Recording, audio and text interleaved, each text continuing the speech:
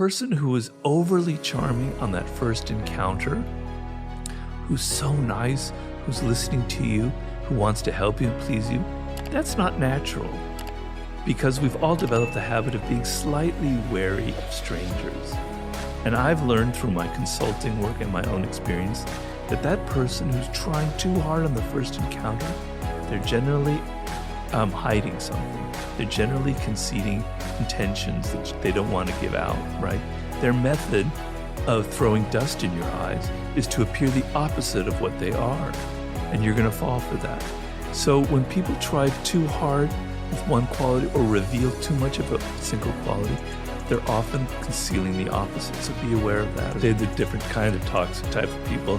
Most often they're of the narcissistic variety, the people who are grandiose, the people who are aggressive, passive-aggressive, who feel a lot of envy. There's like deep-rooted insecurities, on and on. There are many types. But the main thing that you want to develop in life is the ability to detect them before you get involved with them. Because the way toxic people have learned, they've learned strategies since they were 6 or 7 years old, how to get power. And they embroil you in dramas. They get into your emotions, right? They entangle themselves in your life. They don't come at you saying, I'm toxic, I'm a narcissist, get away from me. They know how to appear charming, they know how to be interested in you, they know how to be moderately pleasing, etc. They can even be charismatic. You get involved with them, and then it starts to come out, and it's too late because you're emotionally entangled with them. They've got their roots inside of you, and you're sucked into their dramas, and it's really hard to get out, particularly in an intimate relationship. That's the worst of all. The best thing you want to develop in life is the radar to detect them before you get involved with them. And it requires a change in how you perceive people. So it doesn't mean I don't want people to become paranoid, thinking everybody out there that I'm dealing with could be toxic, because it's only like 5% of the population or whatever is truly like that. But you want to be able to see the signs beforehand, right? Yeah. And you don't want to judge people based on their words, based on their charming personality, based on their glittering resume. You want to be able to judge their character, what's deep inside of them, right? The things that are not so visible at first glance, right? So you have to train how you think about people. You have to observe their patterns in life before you met them. If this person you're about to get involved in a relationship tells you, all of my wives and girlfriends in the past, they were just such blah, blah, blah, blah, blah, and then you hear that they only lasted a year or so, and it was always their fault, your antenna should go up. Something is wrong here. This person isn't revealing the truth. There's probably coming from something within. In my 48 Laws of Power, I talk about infection, where there are people who have an infecting power on you. They're surrounded by all kinds of drama. They continually present themselves as the victim of other people, whereas in fact, they're the ones that constantly draw this drama to them because that's how they survive. And you're going to find yourself involved with them, and it's going to be horrible to get out of the relationship. You're going to feel guilty. So develop the power to recognize them before you get involved. Paying attention to people's nonverbal cues. A narcissist tends to have a very animated face, but a kind of a deadness in their eyes. They're kind of listening to you, but you can hear that they're actually thinking about themselves, or they're not really connecting to you through the eyes. The face is alive, but the eyes are dead, right? There are signs, nonverbal cues that will show you that you're dealing with someone who's not, I hate words like sociopathic, psychopathic, but who is, generally very self-directed, right?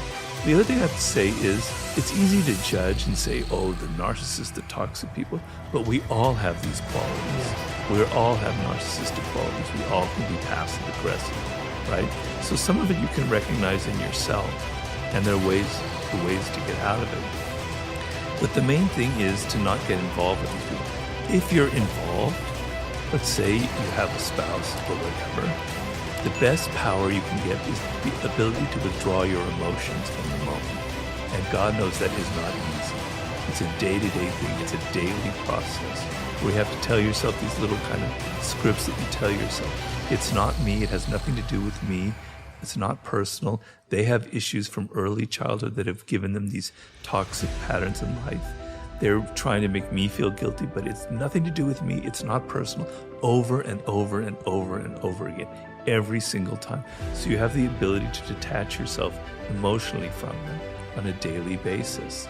If you're in a job and you have a toxic colleague or a toxic boss, if you can get away from them, if you can quit your job, if you can move to another part of the office, do it, because it's worth it. It's not worth collecting $10,000 extra a year with this boss, because it's going to damage you emotionally. It's going to take you years to recover. 3 years with a toxic boss, you may never recover. So if you can, quit the job. No job is worth that kind of abuse. It's going to hurt you. It's going to damage you, right? And the same in a relationship as well. If you can't get out, you have to develop a habit of detachment and not taking things personally. And oddly enough, when people sense that in you, like a toxic person senses that they can't push your buttons, it has a powerful effect on them. I'm not saying it's going to cure them, but they thrive on the ability to push your buttons. To see you getting upset and angry just makes them so excited in a perverted way. The fact that you're not taking it personally, that you're calm, that you're centered, that you're thinking to yourself, it's not personal, it's going to have a powerful effect on them.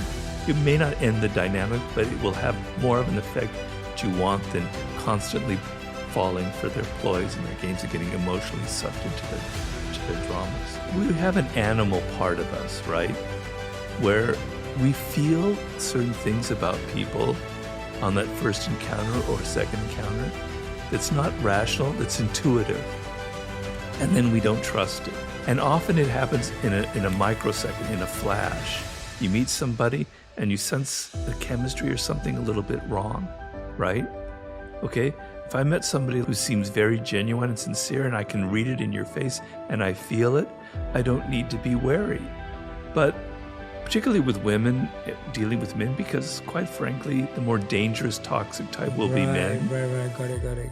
Women will often have an intuition, a sense of something isn't quite right, but they don't trust it and they go on. But we all have that feeling. Trust it. And you could be wrong, but it doesn't hurt to be a little bit wary of someone. It doesn't mean if someone is being like you, friendly, I want to be your friend, that you have to go running away immediately.